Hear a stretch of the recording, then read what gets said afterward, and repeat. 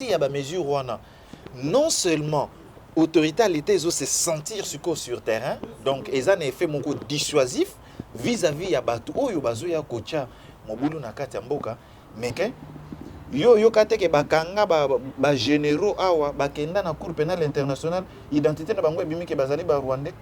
Pourquoi ba généraux basala ba massacre na mboka na biso so ba tindi bango kuna Rwanda ke kuna oyo kaka suite na bango mususu te. C'est une politique utilisée par Kagame pour continuer à avoir une attitude de prédation sur nos richesses. Et les éléments incontrôlés des autorités congolaises complices, il y a des actes. Ming Ming n'a pas force, n'a pas armée. Il y a la République démocratique du Congo. Info 243, la référence de l'actualité. Sur Info 243, c'est votre âme de servante Rosette Kadima. Je ne suis pas seule au plateau, nous avons maître Benoît Kabengele.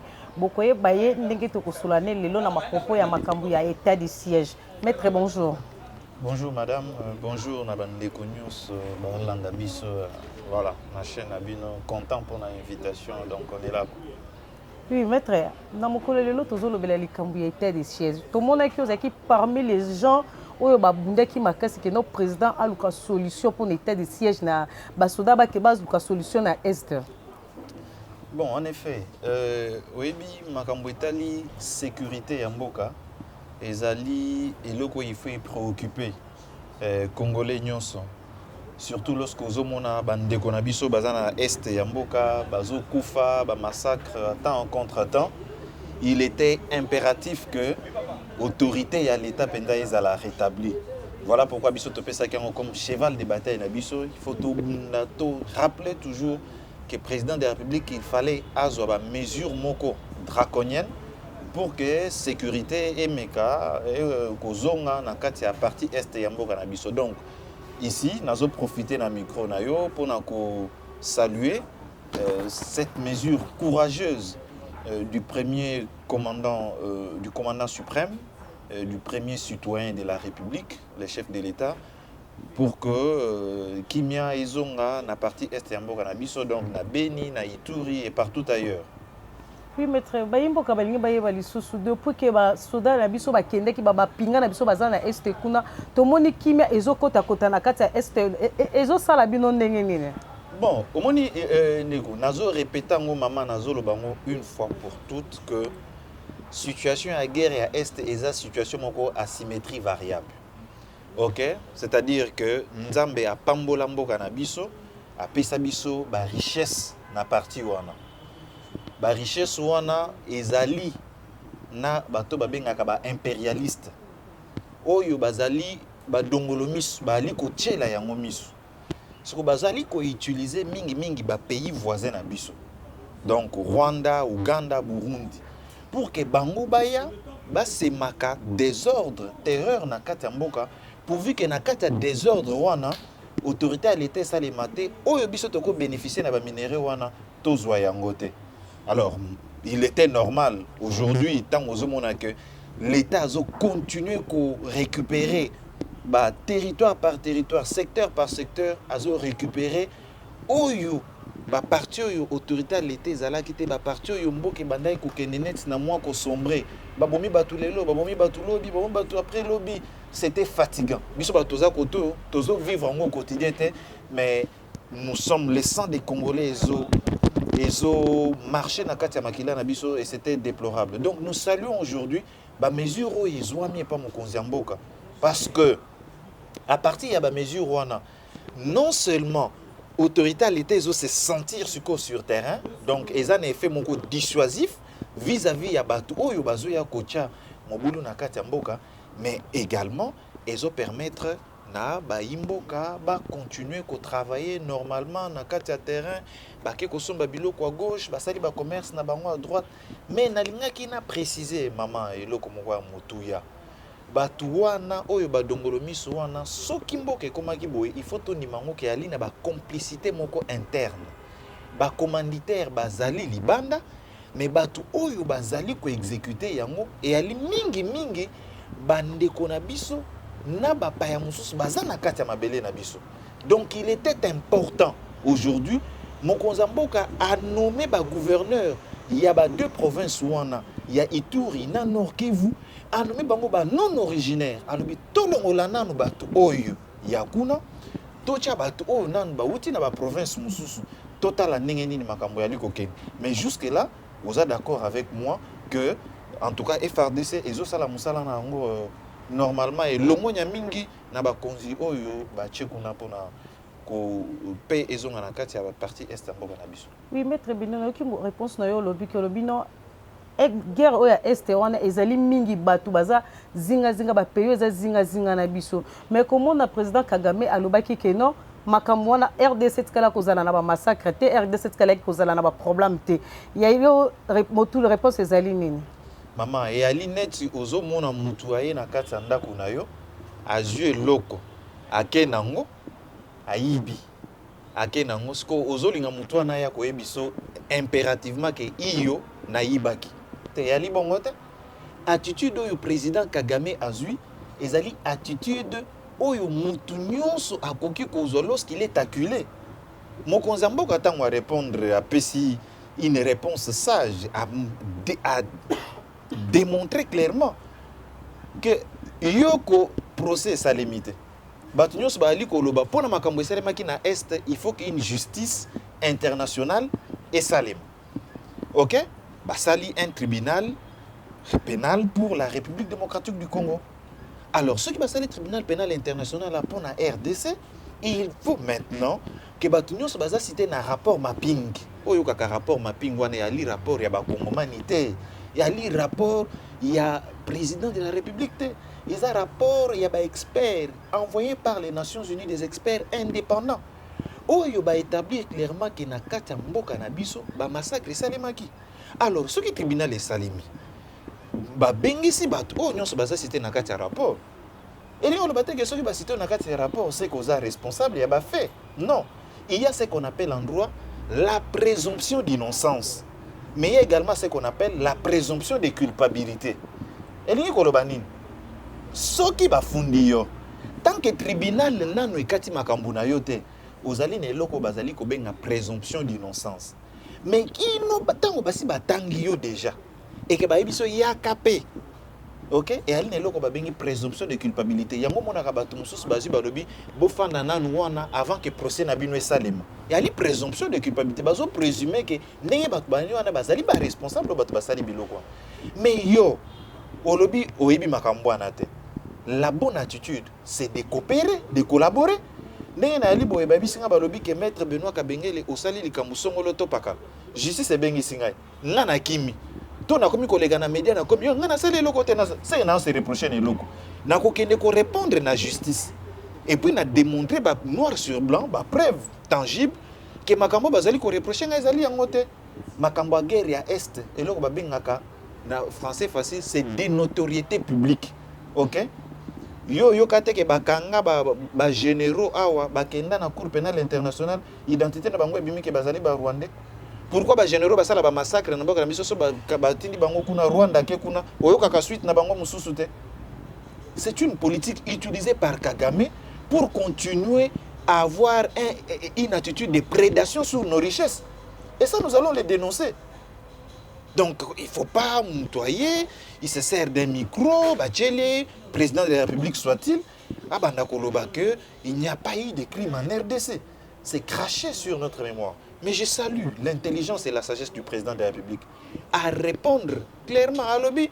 N'a pas en conflit na homologue nangate. Mais à répondre, c'est ça la diplomatie. Voilà, madame. Maître Benoît, une fois encore de plus, Yimbo Kabalingi Baye, la guerre au Est, ils allaient organiser par banane. Mais au moins, on a ali kotu nangai ba question o nazali koloba ezali kokota na domaine ya secret défense. OK, ça c'est une chose, mais en tant que Congolais observateur, il y a classe politique et puis il y a vie politique, il y a mboka na biso et puis il y a situation sécuritaire, il y a RDC, tout le monde a clairement, OK, que au moins ndenge zaboye okoki jamais koloba. C'est vrai tozo tanga Rwanda a. OK, mais il faut biso moko to mituna pe. Quelle est notre part de responsabilité? Ce qui mboka na biso et ali na ba patriote ya solo. Rwanda linga ki azo ba accès mususu te. C'est pourquoi au monde a insisté au présenté au lobby qui n'a pas insisté que mokonzi mboka il faut avoir mesure makasi pour qu'il maison na est. Yango na ali ko lobaete guerre wana ezali une organisation entre la communauté internationale, c'est-à-dire les pays qui ont encore des regards sur la richesse nabiso. Il y a des pays voisins, principalement le Rwanda, mais il y a également des éléments incontrôlés des autorités congolaises complices. Il y a des actes mingi na ba force na biso armée. Il y a la République démocratique du Congo. Na tout no madame. Soda ba futa ke mbongo bon. Webi biso nyo soto ebi mbongo ba futa ka soda te, mais soda cause à la mesure te atteinte générale. Soda ko bimisa te 300 000, 400 000 dollars. A somba pangu to mapangu. Soko moni na kati ya mboka. Ba soda ba komi kokota na kati ya commerce. Ba komi kokoma na kati ya ba domaine moko oyo loi ezo autoriser ba ngote. Il faut comprendre que aspect wana ezo jouer na insécurité ya est mboka. Na oyo ibisayo batu wana soki ba che bango pembeni. Ko cha bazo cha bango pembeni okomona ke mboka kokende liboso. Maître Mboka balobi lisusu une fois de plus babi non. elingi koloba ba généraux nyonso bazalaki kuna ba colonel nyonso bazalaki na este bazalaki ba commerçant bakendele musala te ngana ali koloba bongo te eloko nazoloba clair eza que makambu etali guerre ya est il y a beaucoup de ramifications basoda mingi oyo bakendaki kuna eyali basoda bakenda kosala mombongo ok na oyebisa o nayebi makambu quand même ya justice militaire mingi. Et puis nazali avocat nayebi makambu nini na ali koloba. Mais maintenant mokonzi mboka azwi mokano oyo ezali ya motuya. Ozomona parce que ceux qui totikali na aspect moko kaka totikali na aspect moko kaka bazalaki ba commerçant non na minute osko ezali kambo ya motuya yake azwi ba mesure oyo esengeli pour que makambu échanger et kende liboso ndelo ko faut tobetela maboko ya mwana. Maître état des sièges ezalaki pour 30 jours. Bientôt là 30 jours ezo sila. Tout le monde bande ko na biso na Nord Kivu bazolela ke 30 jours ezo sila. Président de la République au parlement na biso ba ko voter lisusu ba jour mususu po bato bakendaki kuna ba continuer musala po bande ko na biso bazwa kimia tonene. En fait, il y a une ordonnance organisée déjà, OK? Ba modalité pratique état de siège wana o mokonzi mboka azwaki. Mais ce que ezane loko mususu oyo ezali et que après 30 jours ezali susu na domaine ya mokonzi mboka te. Et comme na domaine ya parlement. OK? Mibeko ali koloba ke parlement ko bandasko ko sala ko proroger yango 15 jours ainsi de suite. Ngana ali koloba ke nyonso yeko senga ete président asala po kimia ezonga na est asala yango biso ba komomani to ko accompagner. Mais maître ceux qui suko bato parlement ba député na biso na ba sénateur na biso ba lobi non kimia kuzongi déjà na est ba zonga po bato bazali na ba fonction na ba récupérer misala bino bokolo bani po yo se battre mingi oza parmi bato ba bundi mingi po na likambo est okolo ba ko lokola nini. Non mais na kokota na domaine ya divination te na likolo ba ete tango kimia kozala na est. Lorsque la paix est là, la paix est effective, la paix c'est vie. Nous assure que le Parlement na biso et alina bato abwanya bakolobate bolongo ba mesure état de siège alors que bitumbe ezali, alors que guerre ezali. Non, je pense que ce qui bazui mokano wana c'est que effectivement ba paramètres sécuritaires et ko permettre à ce que ba lever mesure wana. Mais entre-temps, tant que la sécurité de yabande ko na biso bazana est effective, l'état de siège va continuer. Puis maître Mboka va tourner sur une fois de plus que non. Depuis l'état de siège qui na est, va récupérer ba soda na biso ma pinga na biso va récupérer après près combien de villages et bungamaki ezonga na RDC lisusu. Non mais en fait ba communication il y a ba force naza communicateur il y a forces armées il y a RDCT ni communicateur il y a gouverneur il y a Ituri il y a Nord Kivu mais en tant qu'observateur de la scène politique donc je vois déjà que la communication que jour après jour village c'est déjà une vingtaine de villages qui va récupérer la province à Nord Kivu soit la province à Ituri. Donc ce qu'il faut retenir ici c'est que avancée significative ezali. Donc mokonzi mboka mokano azwaki ils ont produire bah effet non. C'est ce qui est plus important. Il faut juger maintenant bah les gouverneurs militaires qui sont sur terrain, il faut les juger par rapport aux résultats. La mission bah pesa ki bango. Et na sepeli na détermination bah nango sur terrain. Parce que dans une situation exceptionnelle, il faut des hommes exceptionnels, une attitude exceptionnelle, même un discours exceptionnel. Ndé loko bali ko ça. Oui, mais tant que le baki qui n'a pas soudain na biso salaire na bango bali la kezalera toujours na C. Mais ko kama ko mona ba général ba colonel ba zo somba bandaka ba 300 millions de dollars, ba 4 millions de dollars ba mbongo wana bango ba justifier ngo neni. Pour soudain ne soit les la kaka to salara mal payé na R2C. C'est des notoriétés publiques bah soudain na biso ba mal payé. OK? Et bah effort mo konzambo kazali ko sala ezali pona ko améliorer ba conditions sociales ya ba soudain. Bisongana yo maman tu ali d'accord au moins il faut qu'on respecte mampingo bazo kendo bunde la biso au moins muto azo sala serment ke nandimi ko pesa bomo ina ngai pona bandeko na ngai ya lelo ko ya petete mandimi ke nga nazo kende ko bunda pona mboka na ngai pona bandeko na ngai. Donc na question ce ko ya ko baba oyo bakendaka bali ko somba gauche à droite, je pense qu'il y a une justice, la justice militaire est là qui va s'en charger. Donc, Bisoto dénonçaka, Tolobaka, il revient à la justice militaire de pouvoir mener des investigations. Et tant qu'avocat maître, vous justifiez makambo, vous justifiez pe bandeko, vous dites que non général tel colonel tel agent na poursuite qu'il avait volé. À la fin bazalara jugé, tout bazalara jugé. Madame, naza quand même mutoza proche de la justice militaire. Nazali ko ebisa yo que justice militaire ali ko sala musala nango. Et puis il faut pas les lots discours il faut tenir hein. Dans la période d'état de siège, ce n'est pas un discours qui a divisé les Congolais entre eux. C'est vrai qu'on avait dénoncé. C'est vrai que nous allons continuer à dénoncer. Mais nous sommes maintenant dans la période où il faut y a unité. FRDC, la police, la population, il faut bisogno surtout la unité pour tout soutenir mapinga na biso ko ezana est pour que la paix redevienne. L'autre aspect la justice militaire ezali ceux qui montent yo dénoncer loko. Justice est libre. L'investigation à justice c'est quoi ça là autant de temps que Gozo. OK? Autant de temps que Gozo. Justice c'est quoi se saisir même d'office par la clameur publique. Obi kende toza boy soto bando kende okomo kaka bazolo bakaka muto ya yibi. Justice c'est quoi se saisir kaka mbala moko. Parce qu'il y a clameur publique, la justice peut ouvrir une action pénale ou lancer une réquisition d'information pour nous makambo bazolo baneskeza solo to eza mabe wana ya domaine ya justice et nazawana te na stade oyo pour impliquer justice militaire sur la question mais nazo biso kaka tout simplement ce que ezali ba fait te dénoncer to continuer ko dénoncer il est impossible qu'un général ou des militaires aient des concessions ba richesse oyo et l'équipe a revenu na bango.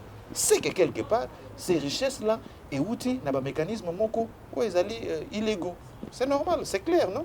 Oui, maintenant, tu as le but une fois que non, l'ikamba unité na mboka. Mais tout le monde va dire qu'on a besoin de la mouka balobi et que bateau va tindika kana est wana. Ce sont de mêmes rebelles au bande qui créent guerre na est. Bazong c'est bon, surtout pour s'enrichir plus simplice. Non, mais madame, je pense qu'à une certaine période, mboka na biso connaître cycle ya makambo ebele. D'accord?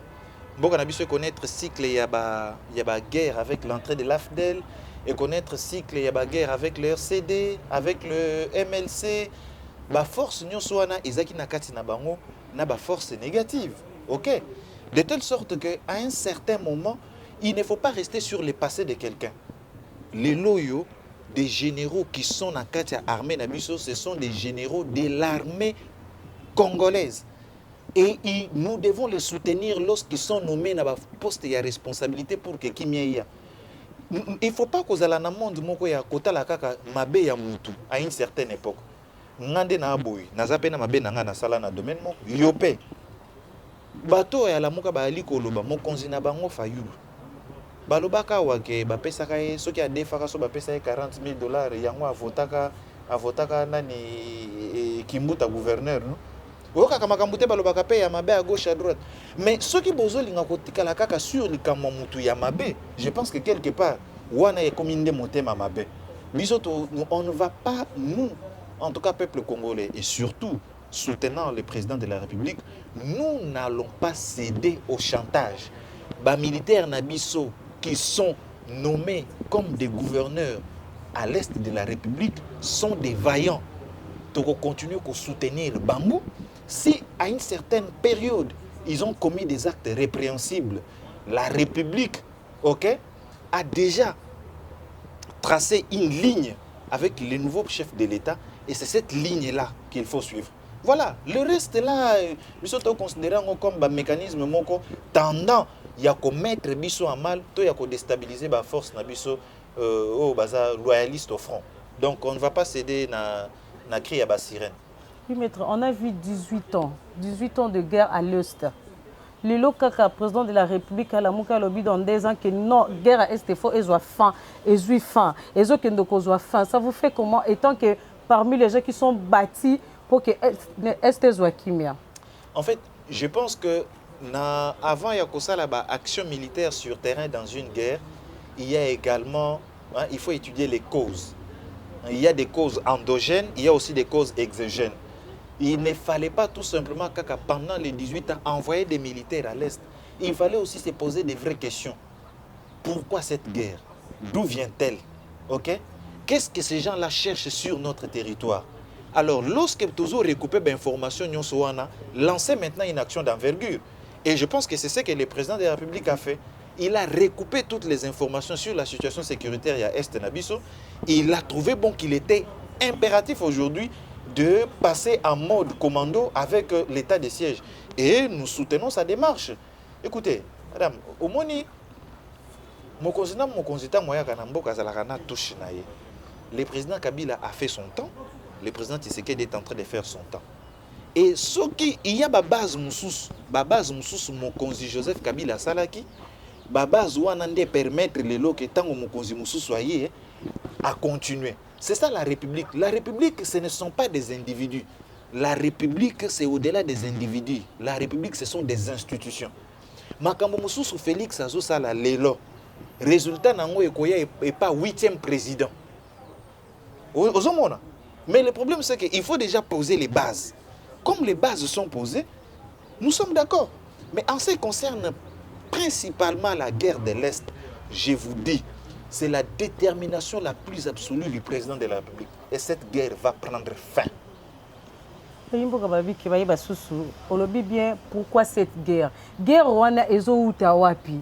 Pour ça quand la mukina est kuna masese betina nord et betina sud batwazangi kimia guerre wana ezo utawapi.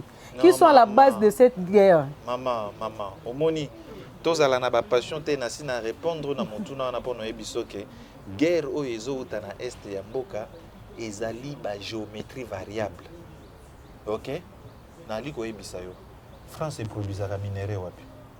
Basi ba ebisa que mabela France ezaka na minerai quelque part. Basi ba ebisa que Belgique minerai ezala.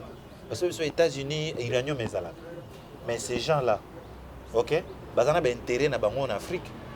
Donc ba kolinga par toutes les voies. OK? Ba par des multinationales au ya bango. Basala nini bazwa kabiloko eza na kati ya mboka na biso pour que de développer mboka na bango. C'est clair que ezo banda kuna bazo utiliser ba pays voisins avec ba nini faiblesse esprit ya ba kongomani bazali na kati ya mboka bazo collaborer na munguna et puis voilà situation tokomi nango. Mais je peux vous rassurer que lorsque l'autorité de l'État est là, c'est ce qui est en train d'être fait. Nous allons ouvrir parenthèse. Le gouvernement est bien. Tobando kata au gouvernement ezobimozo kaso gouvernement bimi malamoko ba ministre ba kesa ba fête ba sali ba manifestation oyoki ba gouvernement ya ba warrior so tango ebimi oyoki ministre moko sali si fête oyebi pona nini lorsque l'autorité de l'État est là l'autorité de l'État se fait sentir mutuye moko azobanga lobi oui cause la tame sous prison. C'est vrai qu'il y a comme ministre, mais son asali mbeba, maka les autres elangai. Détournement des deniers publics. Donc les gens deviennent de plus en plus conscients de la responsabilité bazanango. Alors,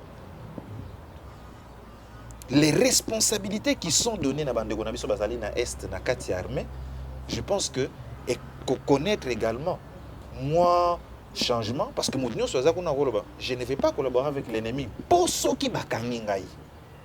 Mais ce qui est agile, bosso motoyebi que nous attendons à collaborer na ngai, na oya na bitin wana, na okabole la chef, na okabole la oyo. C'est normal qu'insécurité continue. Mais awaye moko yebi que ceux qui bazui ngai, C'est ça le rétablissement de l'autorité de l'État. La capacité de l'État à pouvoir faire peur. C'est ça aussi l'État. Tant que tu tambola, so tambola nanzelo, tamboli nanzelo, tamboli. Au moni nzela bakangi. So que oye na feu rouge au leki OK au termi place mabe. Conscience no moko ebi déjà que awana ali na mbeba. Et ali bongote. Et voilà, lorsque l'autorité de l'État est rétablie, vous verrez que babiloko est belé bandorunga. Yango moni état de siège wana pour mukutango armée ils ont accentué les lois. Moni ba état de siège ils ont permettre ba manifestation publique car les droits à la vie ndeza garantis. OK? Donc justice militaire civile ils ont remplacé par la justice militaire ba mandat de perquisition ezali. Au cause à la même na katanda kunayo na 21h basoda baye kotala toki ba information kozana minduki ozo bomba bato ba koti ba moni minduki ba moni bakangi yo bakamati. Donc il faut que tu aies mode commando wana mode alerte wana na est et puis récolter les résultats et aussi. Puis mettre tout moto le beli kambete c'est trop makambo muke ya kini bopeto. Tozomi na ville ya Kinshasa muke na makambo phénomène kini bopeto. Kinshasa c'est toujours sale. Tout le monde qui monsieur Chantini Ngobila alobi non kini bopeto Kinshasa bopeto. Mais fio mesure tozo tambola ko fait mesure tozo monaka ba poubelle ezaka na kata Kinshasa. Ba terrasse ezaka toujours bouché. Mamuno c'est comme si rien ne marche na makambo kini bopeto. Yayo likambo na ba imboka ba ngiba yeba ke ezo sala yo ndenge nini. OK, je suis content quand même ko tuna motuna wana. Mais nga je suis sidéré. Omoni na mboka na biso tozana culture ya démission te. Omoni il faut to longola na mboka na biso biloko ya chance eloko pamba. Oye soko koka ko gérer ville te mais démissionner. Maman ki soki mbuta ba oyo Ngobila azofanda na Ngaliema. Soki na bimi na mutuka na nga na zonga ndako na kutana kane na nzela 16h yazo ya musala 16h. Soko yo azolongwa kuna ayekaka na bureau na ye afandi esili. Est-ce que ozo tambola na Kinshasa comme na Wileri? Ozo mona eta Wileri ezali. À part boulevard du 30 juin, na boulevard Lumumba. Okoye bisangai nzela o eza praticable na Kinshasa. Toutes les routes secondaires eza par terre. Ba fulu. Nana yo soto beli. Tokoya Ngaliema Santerre, toye awa, toke pa mutombodi kemi. Soki ndeko Gentini abeli azu avion à Kepoto. Oye bien environnement tango eza pollué. Oye bi malade ezo comme eza papa. Nazali koye bisayo ke Gentini Ngobila est plus pire que Kimbuta de tristes mémoires. Je dis bien plus pire que Kimbuta. Et Nazali koye basoki to na ebité so to na ba députés provinciaux na kata ville à Kinshasa. Je me demande si nous avons des députés provinciaux. Parce que il faut que ces gens-là interpellent le gouverneur pour que le gouverneur rende compte. Nana kosenga olukelanga débat contradictoire na batu ya Gentini. Baye bisanga bilan. Il y a 2 ans oyo Gentini a na tête ya ville, baye bisanga bilan. Qu'est-ce qu'il a déjà fait de concret? Maman ville na biso eze loko na le bien. Oyebi DGR kambongo ekotisa. DGR ka oyebi mbongo ekotisa. Oyebi ba taxo efuta makana ville. Pona kozwa kaka mbongo, kopuzwa mbongo kolongola kaka ba fulu.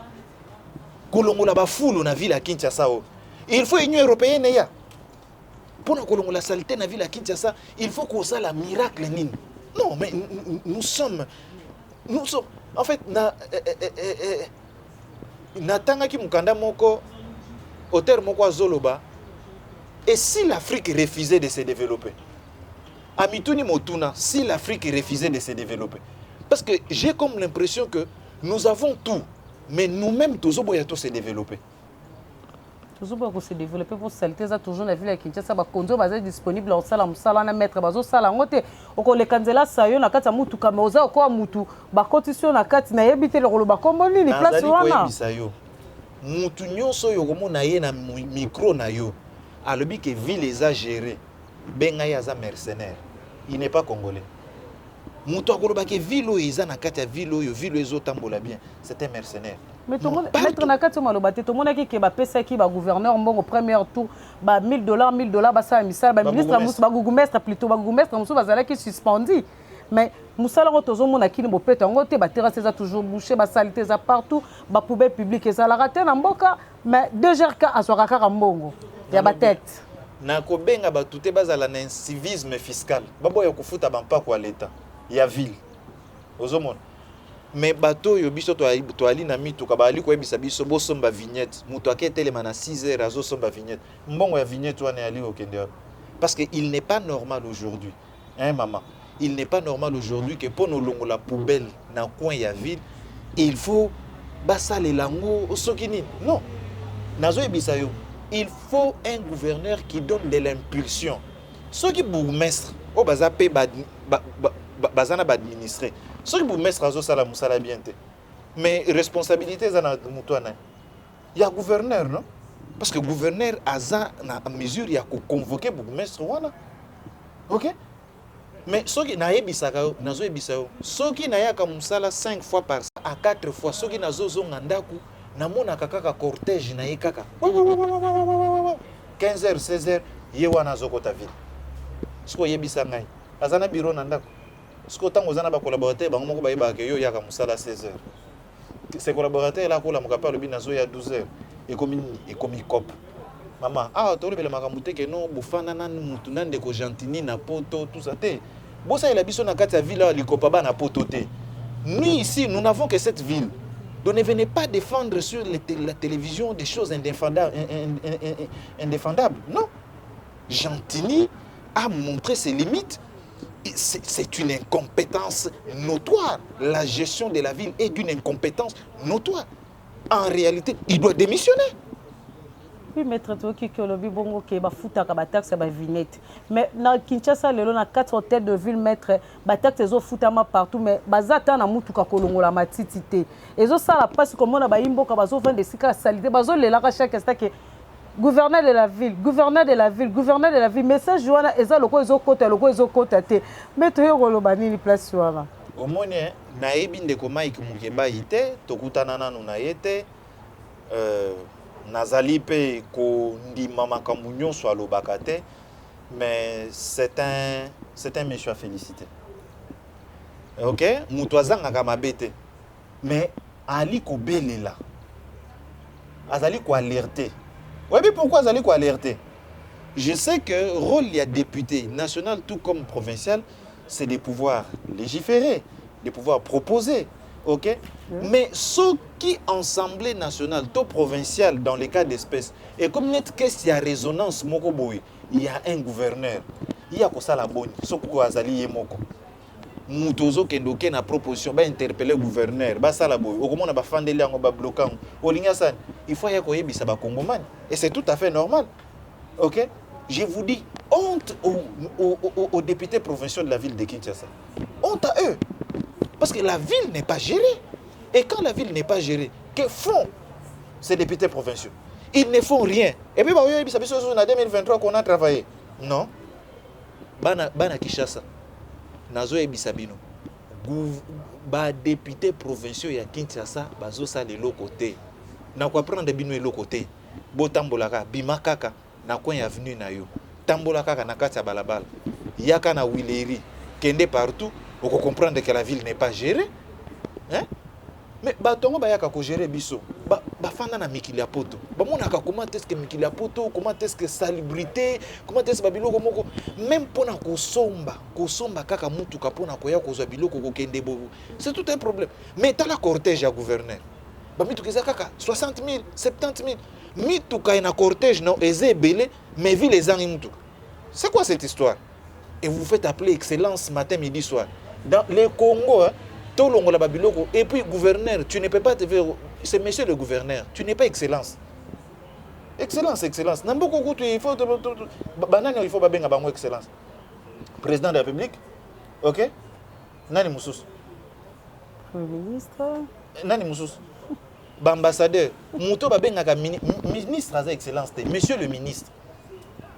Mais namboka na biso omona kaka balobi son papa kabakata nini wana excellence bako bambayo bazo bambo oza excellence les gens vivent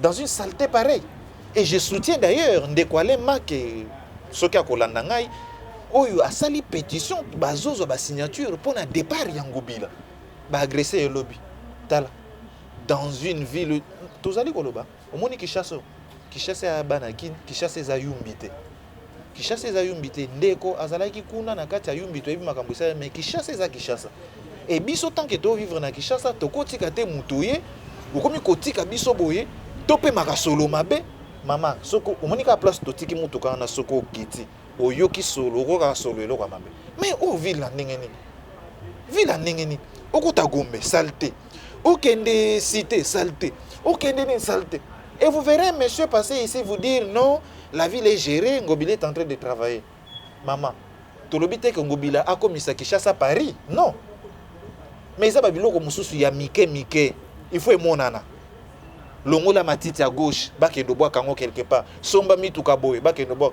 au moins ni état ville ezali Ngobila ko tambola na ba cortège wana te il faut atamata na mituka mibale mutuka na ye na mutuka sécurité mais so biso tozo matana ba mituka na biso ko kaka wa ezaka 6 7 wa eleki ozo kende wapi ville ya salité ozo kende oui mboka wa ville sisi babi keno likambu ya yumbi bamona ki azalaki en tête ya yumbi mboka ezaki mukia kokaki te bongo bazo susuka mama ta charge bo pese Kinshasa ndako koka yango mama na ali ko ebisa yo ndeko Gentini Ngobila tozali ko senga yeke alakisi ba limite na ye akoki ko utiliser média nyonso alingi akoki ko utiliser batu nyonso baleka na télévision pour nous défendre mama muto aza du pazate bilan nde ezoloba ba œuvre nde ezoloba ba œuvre ezolakisake akoki makambo te eloko asuki esali nini ye moko atika ebonga soki ye moko alingi kotika ebonga te tozo interpeller ba députés provinciaux basala tout pas convoquer comme ça rien alongwa ba démettre de ses fonctions et puis ba trouver les biso gouvernement mutu mususu akozala capable ya ko relever ville parce que biso ce n'est pas nous n'avons pas un problème contre un individu non c'est contre la gestion OK parce que biso to ça la commentaire t'es sur des individus non mais c'est sur la vision est-ce que azana on a vision il y a comment gérer cette ville quel est le plan d'action naïe pour les 6 derniers mois à ville sur les plans annuels depuis janvier Tisuko azo salani asalini ça est le côté donc maman vous savez biso to ba tout que non il faut avoir la critique facile non biso to ze la ba tongo bilabaya na biso j'attends un débat contradictoire et puis yebisan de koraf j'attends un débat contradictoire na muto yo amonique azali na ba élément ya makambo oyo Ngobila asali bobo sanate ngana yalaki avocat ya DGRK OK na kota kunate nazaki avocat de DGRK donc depuis Kimbuta je connais quand même la gestion de la ville mboka na biso Kinshasa na biso eza na mbongo Kinshasa na biso yali na mbongo ces gens là sont en train de contracter des prêts na ba banque ceux qui vont contracter prêt na banque moko songolo paka beaucoup qui ko somba te maman ville ekoki tozana combien de communes 24 communes yo okolo bateke non natikata elembo moko bo nazwata mutuka moko ya tolongola ta mususu anti-incendie ou bien na banana mutuka moko kaka pona makambo ya poubelle na chaque commune nini moko po ekendolongola matiti et puis ba bourgmestre pe ba zongo ba répercuter ba instruction wana et pas ba chef du quartier ba sel pe na ba chef de rue mais maman on peut récolter l'argent partout webi batu bayaka na bandako aye kolongolelo matiti ba travailler dans l'informel webi ba travailler dans l'informel donc alongolelo matiti au PC moi bon mais gouvernement provincial est organisé te que batu bayaka kolongola ba matiti wana il faut la service moko boyalita donc gouvernement ko ça la service moko en fait toza d'ailleurs na ministère provincial de l'environnement musala na ngwezani donc au lieu ko ça la biloko wa bongo au lieu gouverneur a ça la biloko wa bongo pour que les actions à impact visible non et biloko biso tozomona kaka ezaka soki muto abandi ko ba contre ye ba menace ba sali boy mais non c'est pas ça. Oui, maître. Bayimbuka balimba tuna susu mutuna moko ezolo ba mana ville ya Kinshasa to moni ndeko Noël Tianya lobi que non pour diriger ces pays il faut la congolais 100% c'est-à-dire de père et de mère nous avons droit de diriger mboka oyo yo nini nezanya vina ezani ni maître maman sans pour autant entrer dans des considérations juridiques parce que Nali Moto Mibeko, Naebik Mibeko, sans pour autant entrer dans des considérations juridiques. Beaucoup qui kopekisate, hein, Moutou, Oyo Azali Congolais net yo, à réfléchir. Te.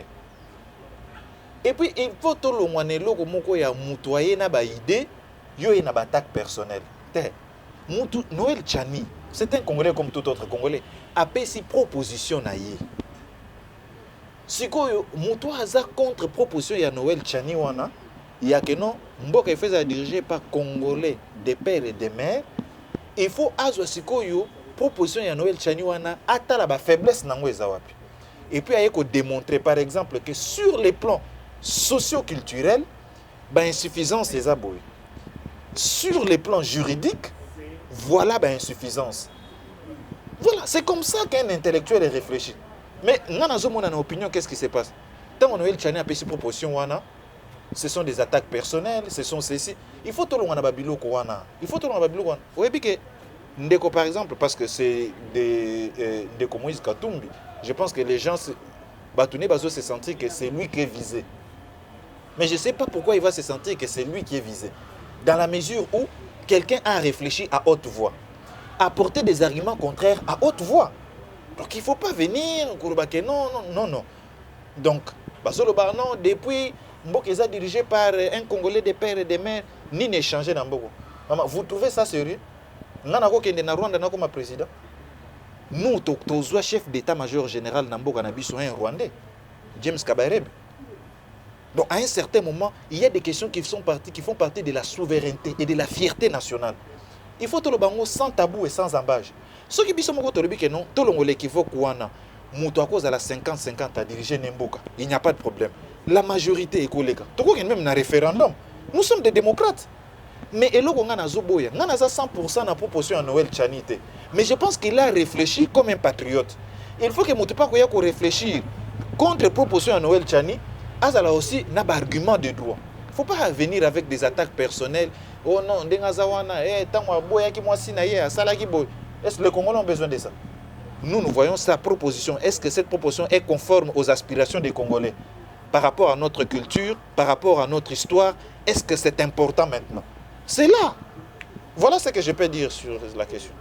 Merci Maître Benoît Kabengele. Nous sommes à la fin de notre émission. Merci à tous nos abonnés qui nous ont suivis. Restez toujours branchés, scotchés au Congo. Info 243, nous sommes toujours là pour vous. Et je salue à tous nos abonnés, à tous nos fans. Je vous aime beaucoup. Restez toujours là. Merci. À la prochaine édition.